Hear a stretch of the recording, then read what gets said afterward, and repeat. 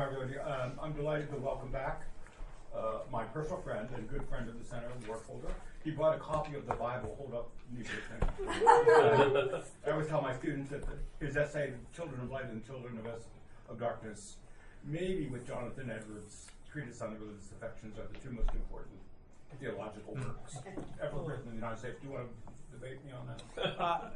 So I think Moral Man and Immoral Society has I remember some sitting legs in the to it. Widener Library at Harvard reading the Children of Light, and like the world tilted. It was one of those tilt things, like, oh, well, this changes everything, doesn't it? Right.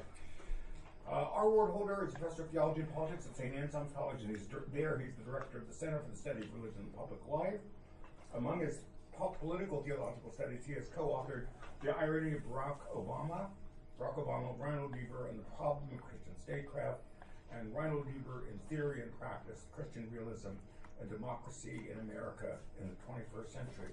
And I told him I would only read the titles of the first 50 items on his resume. So welcome, Ward. Thank you, Mark. And In terms of things, how do you want to break this up? so why don't I talk for 35-ish minutes, 35-ish to 40-ish, and then just all kinds of questions. But if I say anything that you just kind of, wait, what does he mean by that? Don't hesitate to ask. Okay. So there's our title. If you ask any political theologian today, or really any political theorist, what's the issue that's driving the conversation right now? Christian nationalism is going to be high on that list. If it's a political theologian, that's going to be the number one issue. There's a couple of other ways that political theorists can come at this and simply say the issue of whether democracy will survive, because many things are happening. Austria just elected a rightist government. They got the most votes. Not enough to form a government, and that's a really big question. These are images from January 6, 2021. I put them out there for you to look at because, Jesus is my savior, Trump is my president. This flag down here, the one that's white with blue, that's the Christian flag. At least a great number of the people who were doing the thing, and I don't wish to characterize the thing, but whatever the thing was on January 6th, they thought they were doing God's work. I always say to my students, I teach undergrads, I say to my students, once you say God wills it, the number of sins that can be covered is legion. But Americans are almost preternaturally affected with a kind of navel gazing. We think we are the world, and we're not. And this nationalist impulse here, this religious nationalist impulse, is being reflected around the world. I just put two figures here. Viktor Orban is hugely important. If these things are important to you and you're not up on Viktor Orban, get up on him. And pieces have been written in The Atlantic, pieces have been written in the Journal of Politics, all kinds of things. He is very clear. I am not, I'm simply, by the way, I am quoting him. He says, I'm not for liberal democracy, I'm for illiberal democracy or Christian democracy. No, not everyone has the same set of rights, and they shouldn't. And that's his his open argument. I'm not casting stones at him, I'm quoting him. Jair Bolsonaro, who was just voted out in 2023 election, absolutely was fusing, and he fused so many things. Not only nationalism, but in his personal person or family, he fused evangelical Protestantism and Catholicism. He claimed to be Catholic and his wife was Protestant. But he also then went back to Jerusalem and got rebaptized in the Jordan because that's holier water. I will let all the systematicians in the room start to, take a moment to let your head stop spinning. And these are just two figures. There are many more. And part of what I'm doing here is I'm speaking to David Gushee's book, Defending Democracy from Its Christian Enemies. And he covers many of these here briefly, because David is a deep thinker. This book is a popular book. He meant it to be. So I am not throwing rocks at it for being easily understood by a wide public audience, because that was the point. American Christian nationalism is a big deal. This is Stephen Wolfe, who wrote The Case for Christian Nationalism. That book was for a while in the top 100 Amazon titles. This is his statement. My goal is to reinvigorate Christendom. Question for most of my audience is, which way, Western man? And by the way, he means man. Suicide of West or its revitalization. He argues that cultural Christianity is a good thing, that ethnicities should not mix. For America to be a good country, we need to get the fact that we have seen ourselves, or at least build ourselves as a melting pot, is deeply problematic for him. The civil law should return to Sabbath laws. These should not be blue laws that we don't pay attention to, but things that are really strongly enforced, right up to the point of killing heretics. That heretics can be killed. That we need a Christian prince. He has a theory of revolution that Christians are morally permitted to remove tyrants violently. And liberty of conscience will only exist insofar as you say nothing about it. So you can believe something that's incorrect, but you're not allowed to talk about it. The state has the right, as soon as you mention it, to punish you. He argues for this right to revolution, and it's a revolution by the people, because they're following God's will, and that will take down tyrants.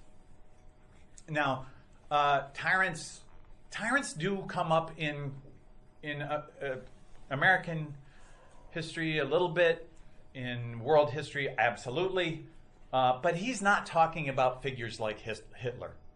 It's very clear when you read his book, a tyrant is one who allows secularism. His main picture of a tyrant right now would be Joe Biden. And they should revolt to establish an activist Christian religion. Engo v. Vitale is a Supreme Court decision that came out of a case starting in New York State in 1962. The New York State had created what they called the Regent's Prayer, that was to be given at in every school, but at the start of the day. And Vitale said, Engel said, wait, doesn't reflect my religious values, and you're overstepping the bounds of the First Amendment. Eventually, the Supreme Court agreed. Santa Fe v. Doe, that's a 2000 decision, and that was saying no, having a prayer before a football game that is Christian and people can't really get out of if they want to participate on the football team, that also steps over the bounds. That was really very clear. It was a 6-3 decision, but the three were Rehnquist, Thomas, and I'm forgetting the third.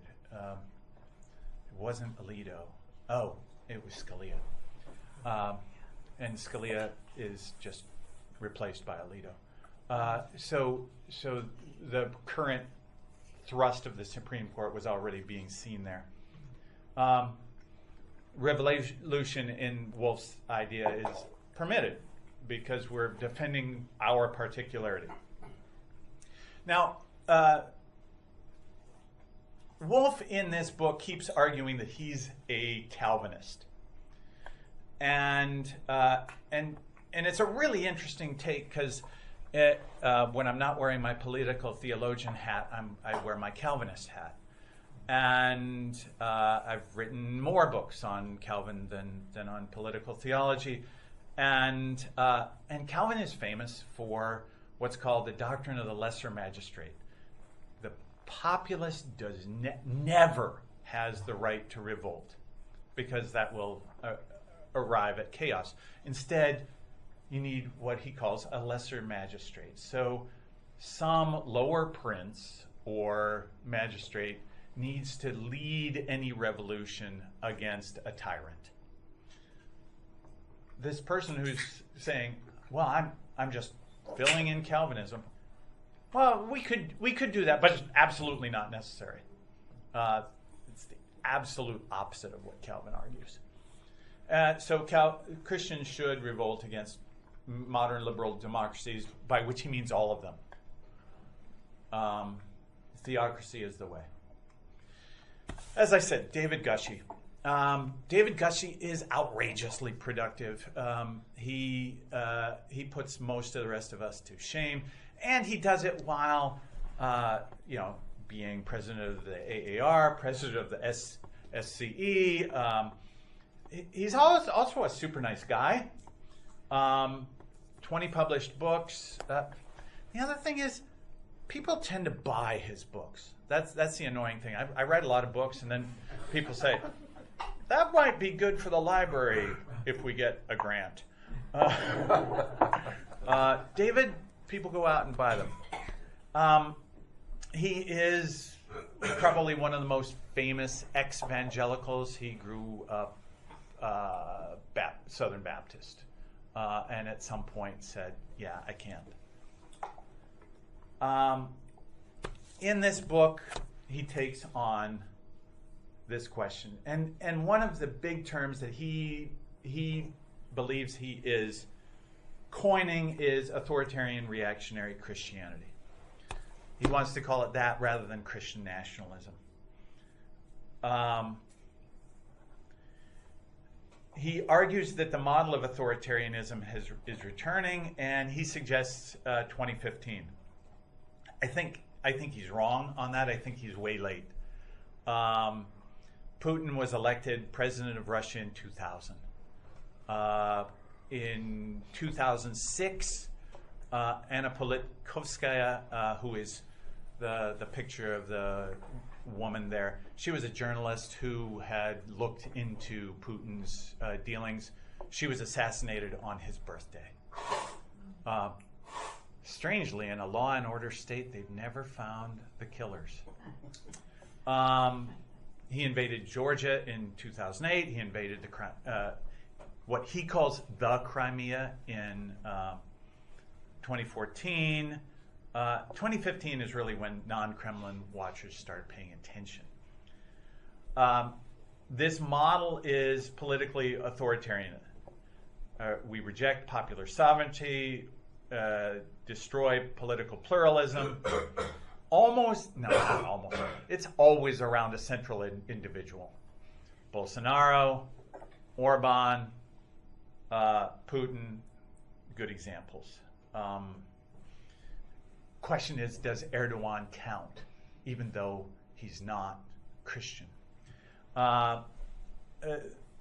Civil rule of law, civil liberties, civil rights are all eroded. This authoritarian, reactionary Christian politics, Gushee wants to argue, comes out of liberalism's gift of rights to minorities and women and other unworthy people. I can say that because I'm a white guy and fairly old. And that if the sarcasm font is not coming through, supply it. And concern for concern for a lack of a common good. He really thinks that the fact, in Gushee's mind, liberalism and liberal democracy is a very thin description of human good. There's no model of the good. Instead, there's model of the human right. He argues that in authoritarian reactionary Christianity, there is a conservative coalition that includes both serious Christians, nominal Christians, and the irreligious right. Certainly that's the case if you talk about people who call themselves evangelicals in America today. The growth curve of evangelicalism in America today are people who don't go to church, which used to be, that was anathema. You knew who an evangelical was just by saying, so how many times were you in church this week? And if the number was greater, 2 or greater, you were talking to an evangelical or somebody who did it for a living. It's purely on the right, and lying for a good cause is allowed.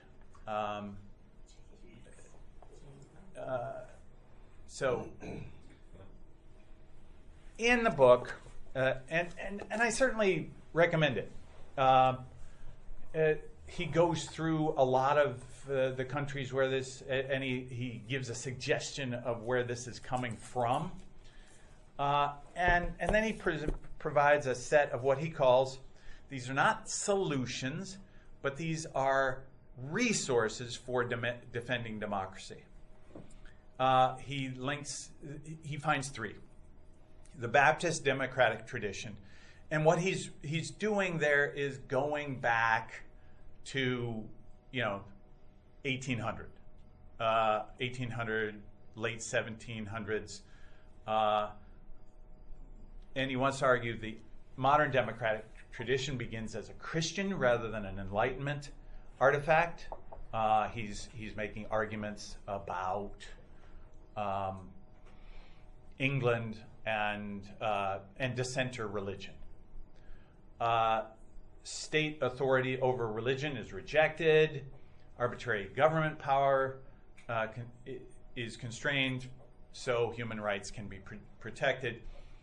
And he wants to argue that authoritarianism is rejected root and branch, especially when it presents itself as a moral majority. And he intentionally uses, and he tells you he intentionally uses small case. He links another one to the Black democratic tradition, Black Christian democratic tradition. Think MLK, figures like that. Inclusive democracy, equal dignity, a moral and legal right for all political participation. Cards on the table. I am the interim pastor at a Black church. that happened through a weird set of circumstances because they don't think I'm black, and I don't either. But it's a very different world. It's a very different world from living in the privilege in which I grew up. When I say to them, there are laws for protecting our democracy that are going to make it harder to vote, I'm not telling them anything they don't already know. I get a lot of, yep. If I said that to a white congregation, I would be educating them. Continued work on the American experiment. Finally, he pulls in a waltzer move. Let's renew the American covenant. Covenantal relationships are basic to Christianity. We should do this. Yeah. So I'm going to argue that we've got some problems here. One. So Gushee is trying to be a primitivist and say, I can go back 225 years and grab something I want and bring it purely through 200 years. And I'm saying as a historian, no, you can't. No, you can't. If we're going to talk Baptists, then let's go ahead and talk Baptists. Southern Baptists are the largest Protestant denomination in the United States of America. They're authoritarian. They're misogynist. I know that's a nasty word, but if you read, if you don't engage in projectile vomiting when you read the Southern Baptist Sexual Abuse Report, you have a stronger stomach than I do. It's horrific, and the lawyers that they hired to do it keep saying, you knew this and you keep covering it up. Even now. Yes, Baptist churches are democratically run, but demagoguery runs rampant. And I'm going to make an argument that that's because congregational polity that has no constitutional document allows the tyranny of the majority. And what Baptists believe is the constitutional document is the Bible. I'm sorry, I'm a big fan of the Bible, the real one, not the one that Mark thinks. But that's a close second. But the Bible is just A, too long, and B, too open to eisegesis, reading things into it that it just it can't function that way. Okay, so black democratic theory. I love that. I would love it a lot more if he wasn't doing the Baptist thing, because Baptists and white evangelicals are absolutely tied to racism. And it's not me that's seeing this. It's Randy Ballmer. It's Kristen Kobes-Dumais. It's Jamar Tisby. It's Anthea Butler. And the list can go on, but I want to get to your questions. Anthea said, in white evangelicalism, racism is a feature. It's not a bug. This isn't something we're trying to get over. It's one of those good points. And we see this picked up in the way that the New Testament is read. Talked about Baptist congregational polity. Gushee's first two models conflict. His covenantal theory is fine, but it's really inchoate. It's kind of like Walzer Light, except without all the details that make it functional. And I think it comes because he is not drawing boundaries. He's not saying, beyond this line, you are no longer Christian. And he recognizes explicitly, I teach this book, he recognizes explicitly that some of those in what he calls authoritarian reactionary Christianity are not believers. Well, then why do they get that kind of treatment?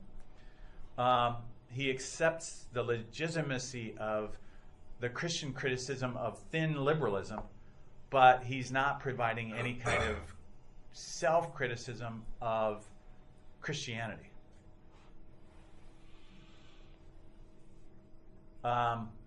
Niebuhr. That's probably as good a picture as there exists of him. It seems that to be a good theologian, you have to have bad hair. I'm working on it. Children of Light and Children of Darkness, published in 1944, right after he was insanely productive during the war. In 41, brings out the volume 1 of Nature and Destiny of Man. Volume 2 comes out in 43.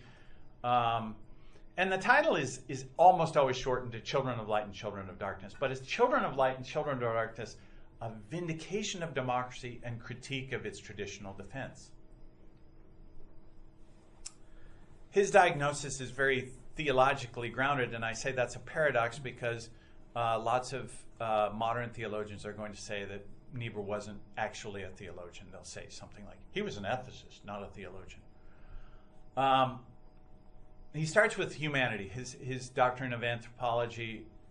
Humanity is unique in that it is both in and above nature. So that leads to our creativity and our sinful grasping after immortality and power. And so the children of light, both, and note here, both bourgeois democracy and Marxist utopians presume something the Bible denies. Both assume the possibility of achieving an easy resolution of the tension between self-interest and general interest. By the way, I could not agree more. I think this is a huge part of our problem in writing laws. Self-interest of the individual and the general interest of the community must be balanced. So Niebuhr is not really a true Lockean liberal, and he's not a communitarian because he also recognizes that communities, groups of people, are not always wonderful. Moral man and immoral society. Niebuhr looked at religious nationalism and he rejected it as a species of darkness. And he rejected it because it annihilates the individual. Instead of resolving the tension, it simply resolved it by saying one of these two poles is simply gotten rid of. I think that's actually what's going on in Stephen Wolf's book, In Defense of Christian Nationalism. In Niebuhr's model, Christian nationalism is this form of tribalism that says this is the group I'm in, and it's not valued because it's not actually Christian. So everyone, if you go online and say Niebuhr quotes in a Google search, you will get this quote. Man's capacity for justice makes democracy possible. Man's inclination to injustice makes democracy necessary. Democracy was a necessity for human flourishing. Without it, it's the best way to hold those two things both existing but yet not getting out of balance. So how do we have a true religion in a pluralistic society? Well, he's got this thing that a co-author and I call the twofold test of tolerance, that believers have to make a stand. You have to say, this is what I believe, and it's right. And so I want to be super clear where I'm coming from. Rawls was wrong. The whole kind of Christians need to be in the public square, but only with a kind of public philosophy which may not actually describe why they're coming with their concerns in the first place. No, Christians need to be in the public square as Christians. But Niebuhr believed that humility was basic to Christianity. And so we have to say, yes, here's what I believe. Yes, I believe I'm right. And I want to hear what you're saying. I'll pick on Maddie. I want to hear what you're saying, Maddie, because the possibility exists that I'm wrong. The possibility exists that I am sinning in my choice. So both democracy and religion have to have this deep humility. But one of these things that really, so Mark said, what are you working on? Everyone knows in America that Republicans are, the Christians are Republicans, and Democrats are kind of a loose melange, mishmash of atheists, agnostics, very liberal Christians who probably are so liberal that they're not Christian. And yes, I know I'm offending people all over the room. Can I just push back on that since you said I'm the president of an organization called Catholic Democrats. So I think I know the data, okay, but I reject the notion that you can't be a Democrat and a person of faith. Me too. That's why I do what I do. And the Democratic Party, as being the only party right now that is interested in maintaining democracy,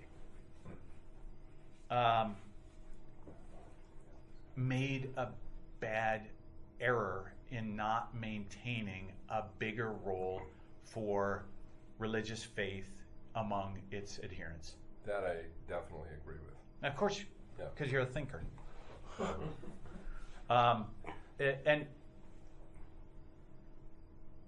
And that problem needs to be addressed.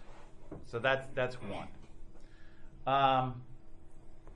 Did you finish the last slide, the last 3 bullet points? I'm sorry.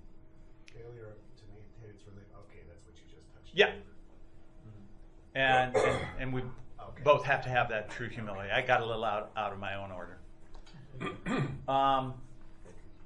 That the great peril to democracy arrived from fanaticism. But they don't recognize the corruption of self-interest in their own professed ideals. And I would say this about a lot of figures on the right today.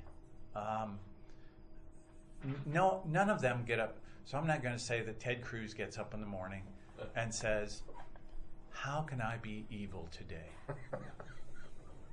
But I do think that he says, I already know what the truth is, and no one who disagrees with me could ever be right.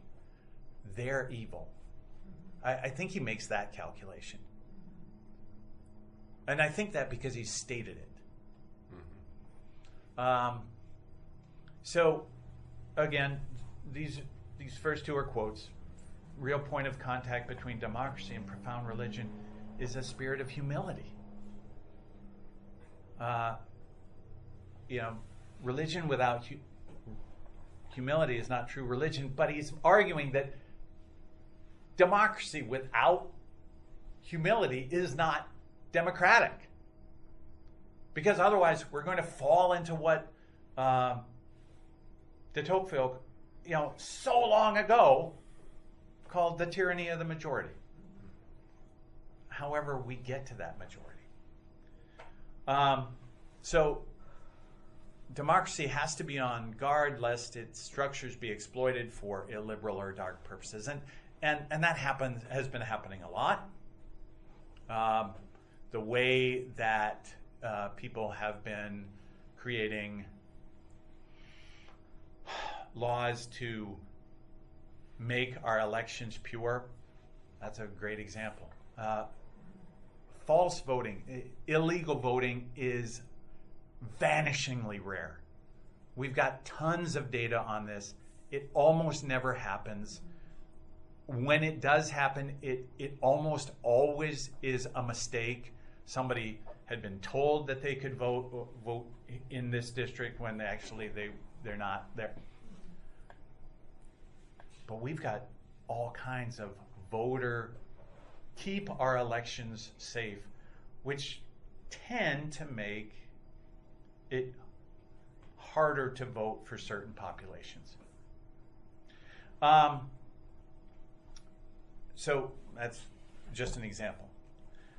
We cannot, on the other hand, preclude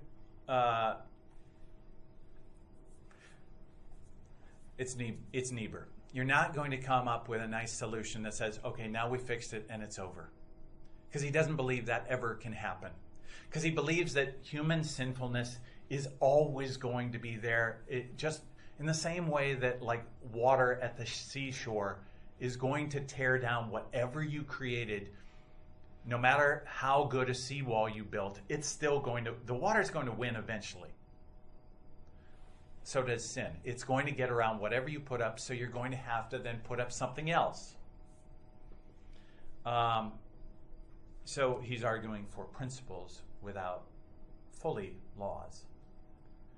And that's the end of my slide. Can I ask for a question? Yeah.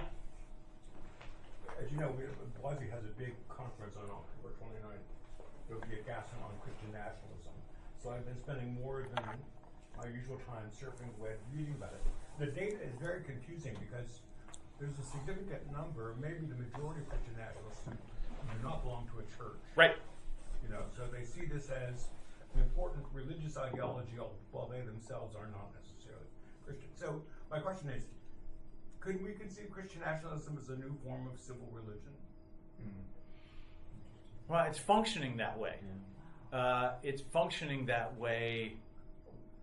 I mean, certainly not civil religion as Robert Bella. Yeah, absolutely not. No, it's functioning.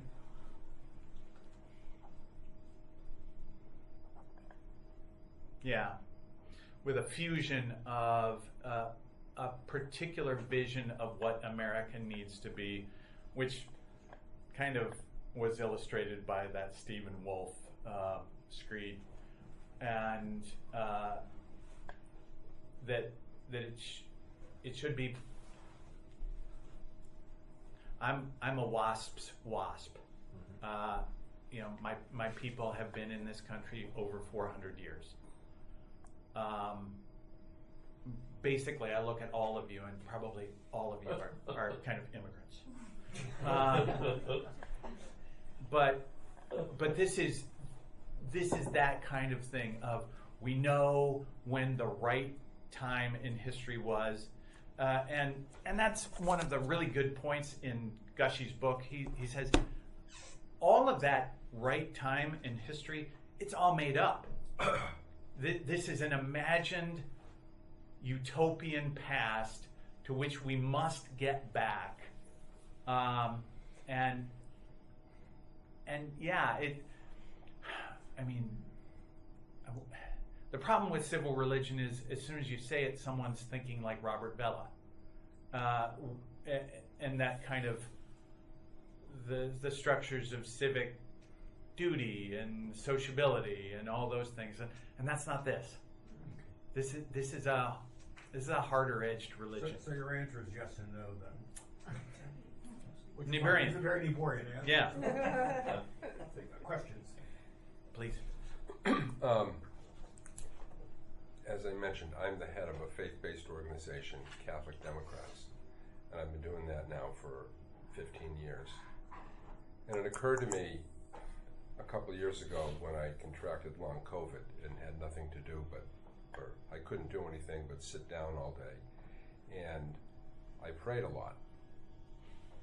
And one of the things that occurred to me is some of the challenges that a social justice organization has is no matter how good the leadership is or the virtue of what your goals are, in terms of the people implementing it, it depends a lot on what I concluded their holiness. A lot of our supporters, 80% of our supporters are Catholic, 20, maybe 15% lapsed Catholics, although I hate that term, and then other people interested in social justice. But so many people today carry with them a sense of what I think of as secular social justice, and not social justice rooted, what I'm familiar with in the Catholic social justice tradition. And in today's world, and particularly today's Democratic Party, that's moved so far to the left on a number of issues, that becomes problematic. So, circling back now to what you presented and speaking about humility, when I hear humility, the first thing I think of is, oh, that's a virtue of holiness. So, could we accomplish the same? I'm not saying I love all this, and I'm probably going to buy the book, but I'm asking myself, what would happen if more people spoke about embracing the virtues of holiness as a means towards a better society? And I ask you that as both an academic and a pastor. So, my out of the box response is it could be really great or really terrible. The really great would be something that looks like a new reform movement, and there have been so many reform movements in the history of the church. So, Benedictine, I teach at a Benedictine college. Benedictinism is a reform, and one with 1,500 years of history behind it. So that would be a strong possibility. And another would be really terrible, and that would be that when things become so, holiness codes almost always are drawn to make sure that certain people are inside and others are out, and how to maintain that humility that says those that are out are also important and valuable to us rather than they are not of us. I hadn't even thought of it in terms of holiness codes. You introduced something, oh, I see. I don't know if that's because in my Catholic view of holiness, there is no holiness code. It's my journey of faith to grow closer to God. And I don't think of my holiness in terms of the holiness of the community, and I don't think most Catholics do. I think we're told when we're kids, your job in life is to go to heaven. That's your job number one. And the way you do that is you are holy. You pursue holiness. Now, after you get out of grade school, you don't hear that anymore. And as a matter of fact, I've mentioned to at least 2 theologians here, I told them, I said, I have a new goal. They said, what's that? I said, I'm going to pursue holiness. And they both looked at me as if I was crazy. They said, better you than me. Well, I'm not. So in no way am I looking at you as if you were crazy. Well, I mean, I could be. The two aren't mutually exclusive. No. Yeah. I'm simply spend a lot of time. Why don't we continue this conversation after the Sure. thing? Does anybody else have any questions? I have 2 kind of unrelated questions, but one is, you mentioned humility a lot from Niebuhr. Does he touch on hope at all as a virtue worth cultivating? And So, not in this book, but absolutely. Okay. I wrote an article for a book on virtues and Niebuhr, and I spent a lot of time on hope because he thinks that you can't, without certain amount of hope, you can't do certain things. You have to believe the impossible possibility, even though it's impossible. But I live in hope, and Paul says hope doesn't disappoint us. And then just how does Jeffrey Stout fit into this? His work, is he like sort of like Right. modern Niebuhr, or is he divergent? No, I talked to him.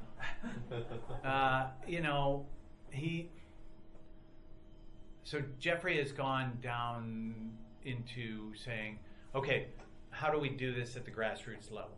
So that, not talking some of his works that came out in the late 80s, 90s, not talking those, but today's Jeffrey Stout is very much what kind of things, what kind of institutions and movements are we creating at the grassroots level that matter?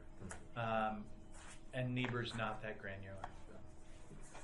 So, much of this is new material for me, but on the comment, just a comment on the secular religion is that look at the rituals. What kinds of rituals are being proposed, developed to bring people together? Because that would be a basic definition of ritual, which would be one. But I actually have a different question, which is, what about the megachurches? Because when I think about kind of religion in America, I think about these thousands of people getting together in megachurches where they form connections, they educate their children, and many of them are very diverse. So I'm just curious where they fit into the kinds of literature that you're dealing with. So it depends. So it depends on which megachurch. If we're talking First Baptist Dallas, I would not call them diverse. I'm thinking of the pictures of Joel Osteen and his. Sure, Joel Joel's in Houston, and as soon as we talk megachurches, we're going to be talking about the Midwest and the Bible Belt, very much with some California. But go on, I cut you off. So Robert Jeffers is the head pastor at First Baptist Dallas. He was the preacher at Donald Trump's inauguration. Preached on Nehemiah and said Nehemiah didn't pay any attention when someone told him not to build the wall. You shouldn't either, which was an extraordinary exegesis.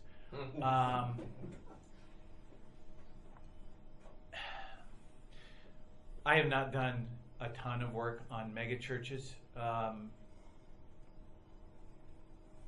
because they're a thing unto themselves.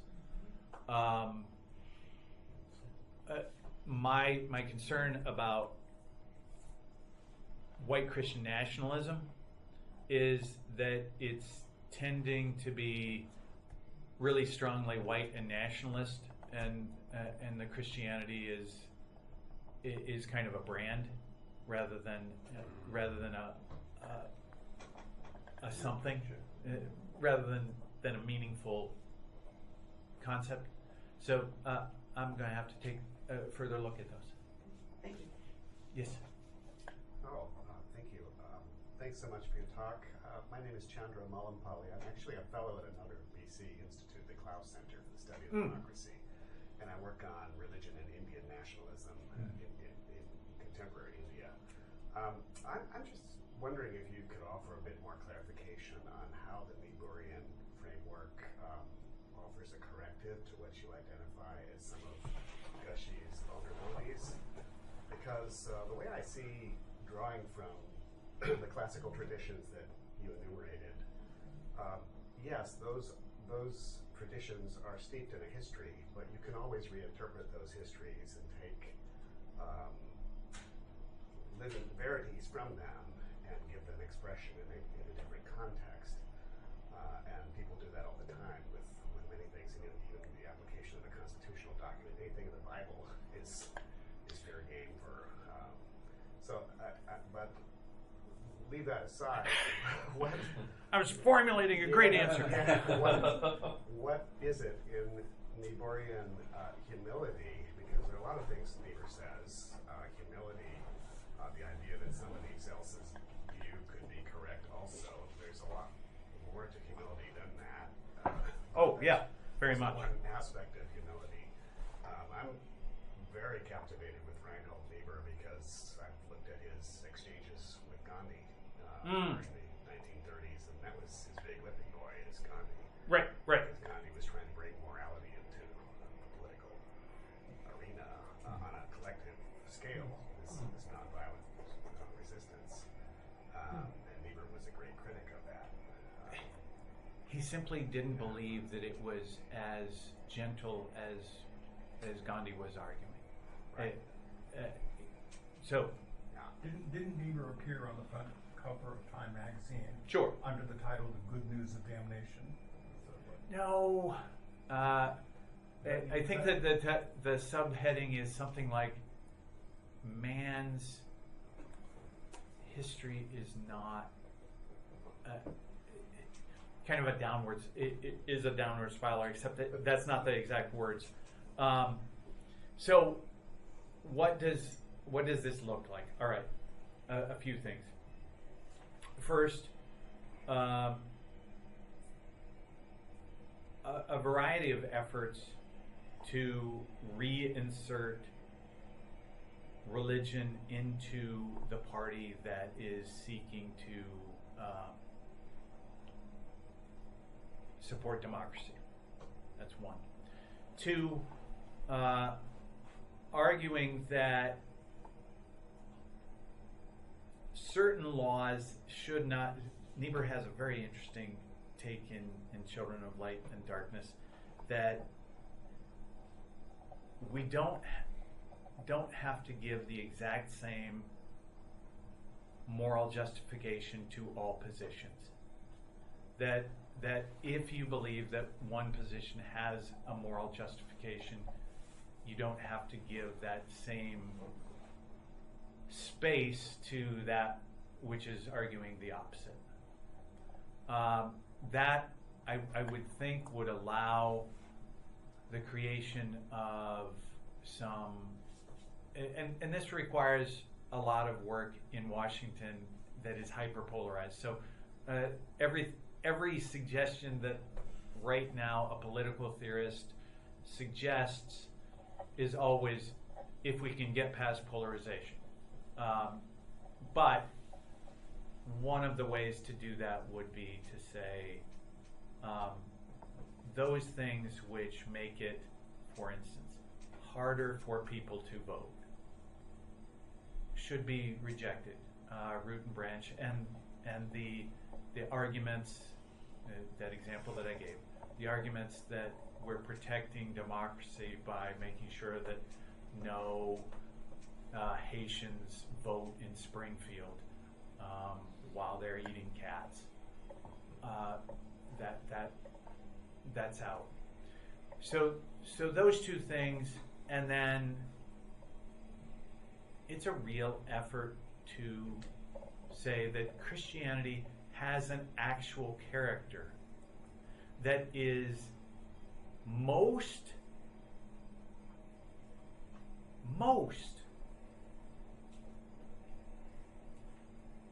consonant with democracy than any other form of political formation. So that the idea that Christianity can be on some other team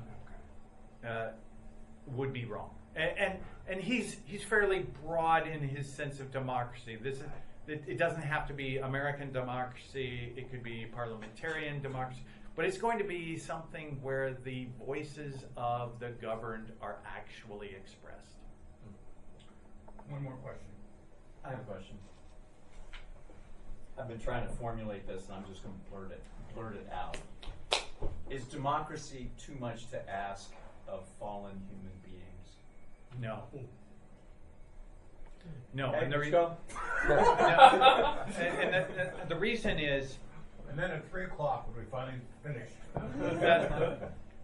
I mean that we're going back to that thing that, and it's actually in the preface, but that's a lot like saying, is grace too great a gift for fallen human beings? I disagree with that theologically. But you get where I'm going. That if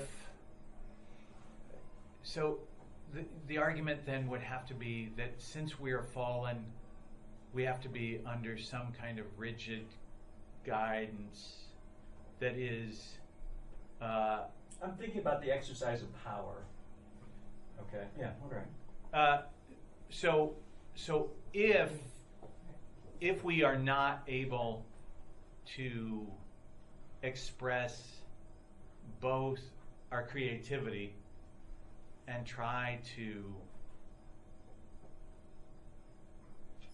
rein in our desire for power, will to power, not there is such a thing as appropriate power. Yeah. But there is also a human desire that the will to power. I'm not bringing in Nietzsche. That Niebuhr actually uses that exact language, where that which I want becomes that which I need, and finally that which I'm willing to take away from you. So I think he would be, and I am, very strongly saying, no, this is this thing, and it's an ongoing work. I would argue that probably Americans have gotten too lazy about how they protect it. Franklin said, "Well, what have you given us?" In response to the question, "What have you given us?" A republic, if you can keep it.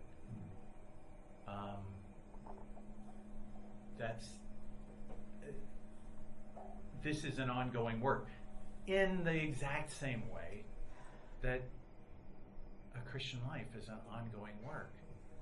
I did something good yesterday. I did something bad today. I'm a work in progress. Just like everyone else. Man. Please join me in thanking Ward.